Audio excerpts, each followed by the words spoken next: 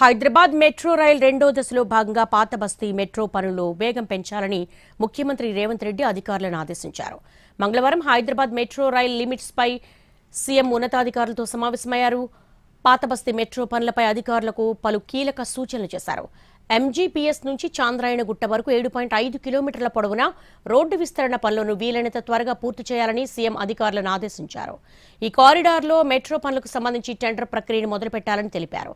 పెండింగ్లో ఉన్న భూసేకరణ పనులను వీలైనంత త్వరగా పూర్తి చేయాలని సూచించారు. హైదరాబాద్ మెట్రోకు పెరుగుతున్న రద్దీకి అనుగుణంగా అదనపు బోగీలను జత చేయాలని సూచించారు. ఇందుకు సంబంధించి మెట్రో రైల్ కోచ్లను కొనుగోలు చేసేందుకు చర్యలు తీసుకోవాలన్నారు.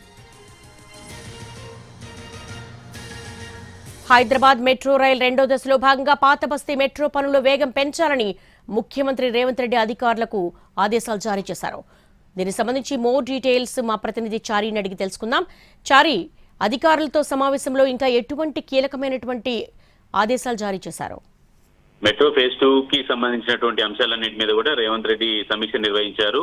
ఈ పాత బస్తీలో మెట్రో పనులకు సంబంధించి ఇప్పటికీ కొంత భూసేకరణ జరిగింది. మిగతా భూసేకరణకు సంబంధించినటువంటి ప్రక్రియనంతా కూడా పూర్తి చేయాలని ఆదేశించారు.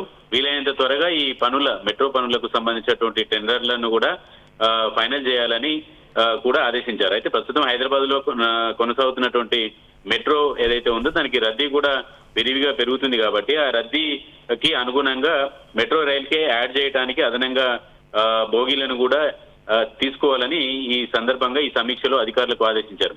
అయితే ఎంజీబీఎస్ నుంచి చంద్రాయణగుట్ట వరకు 7.5 కిలోమీటర్ల పొడవు విస్తీర్ణ పనులు ఉంటాయి కాబట్టి వీటిని వీలైనంత త్వరగా పూర్తి చేయాలనేటువంటి ఆదేశాలని కూడా ఆయన ఈ సందర్భంగా చెప్పారు. ఇటీవల ఢిల్లీకి వెళ్లి మెట్రో 2కు సంబంధించినటువంటి పనులకు సంబంధించి అనుమతులకు సంబంధించి అప్పులకు సంబంధించినటువంటి ప్రక్రియ అంతా కూడా వేగవంతం చేసినటువంటి నేపథ్యంలో ఇంతలో సర్వేకి సంబంధించినటువంటి అంశాలు అలాగే భూసేకరణకు సంబంధించినటువంటి విషయాలన్నింటినీ కూడా త్వరితగతిన పూర్తి చేయాలనేటువంటి ఆలోచనతో ప్రభుత్వం ఉంది. దాంట్లో భాగంగానే ఇవాళ సుదీర్ఘంగా జరిగినటువంటి సమీక్షా సమావేశంలో అధికారులకు దిశానిర్దేశం చేశారు.